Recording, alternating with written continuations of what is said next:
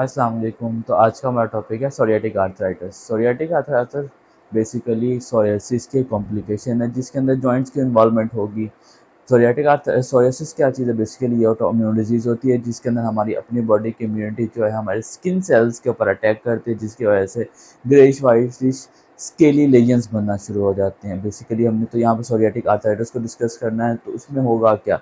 Mostly इसके अंदर oligo मतलब के लेस देन 2 और 3 जो है जॉइंट्स इन्वॉल्व होते हैं और उनकी आर्थराइटिस होती है, उनकी इन्फ्लेमेशन होगी, जॉइंट की इन्फ्लेमेशन होगी।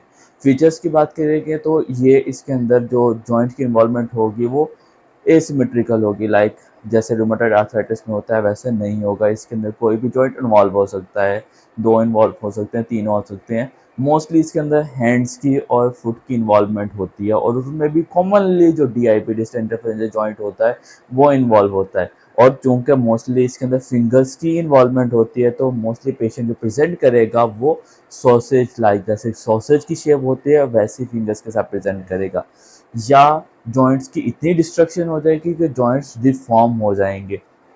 जॉइंट्स म्यूटिलेंस के साथ प्रेजेंट कर सकता है, रेयरली है लेकिन पॉसिबल है कि जिसके अंदर जॉइंट्स की इरोजन होगी, बोन्स की इरोजन होगी और जॉइंट्स अपनी शेप, बोन अपनी शेप जो है वो खराब कर लेंगे।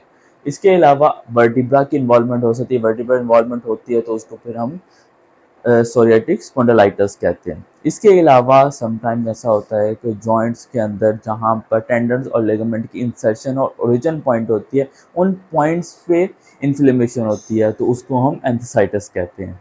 अगर हम डायग्नोसिस की बात करें कि हम रूमेटॉइड आर्थराइटिस कैसे डायग्नोस करते हैं, तो उसके लिए हमने 4 पॉइंट्स चेक करने होते हैं। एक, हमने स्किन की लेयर्स चेक करनी है, स्किन के ऊपर सोरियासिस लेयर मिलेंगे, वो तो कंफर्म है हर पेशेंट के अंदर मिलेगी। फिर हम चेक करते हैं इसके नेल्स चेक करते हैं, नेल के अंदर छोटे छोटे से धब्बे नजर आते हैं, पिटिंग नेल्स मिलते हैं। या पेशेंट की फर्स्ट डिग्री इसकी सोरियासिस की हिस्ट्री होनी चाहिए, सोरियासिस या सोरियाटिक आर्थराइटिस की हिस्ट्री हो। और फोर्थ पॉइंट क्या है? डेक्टिलाइटिस, मतलब कि फिंगर्स की इन्फ्लेमेशन हो। तो इन चारों में से अगर 3 पॉइंट्स पॉजिटिव आते हैं तो हम उसको सोरियाटिक आर्थराइटिस कह देंगे। लेकिन क्योंकि 3 पॉइंट्स पे डायग्नोस कर देते हैं, लेकिन एडिशनली हम क्या करेंगे फिर इन्वेस्टिगेशन के अंदर इसकी एक्सरेज चेक करेंगे। वैसे तो क्लिनिकली डायग्नोस हो जाएगा, पेशेंट जॉइंट की पेन के साथ प्रेजेंट करेगा विद हिस्ट्री ऑफ सोरियासिस, लेकिन हम क्या करेंगे पेशेंट की एक्सरेज चेक करेंगे। कॉमनली फिंगर्स इन्वॉल्व होते हैं तो हाथों की एक्सरेज करवाएंगे।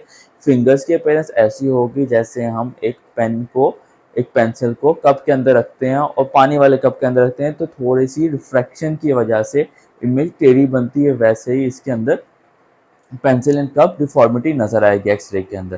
ट्रीटमेंट की बात करें तो पेशेंट को सिम्टोमेटिकली एनसिड्स देंगे, सिम्टोमेटिकली समटाइम्स स्टीरॉइड्स देते हैं। लेकिन अगर ड्रग ऑफ चॉइस की बात करें तो सोरियाटिक आर्थराइटिस की ड्रग ऑफ चॉइस मेथोट्रेक्सेट होती है।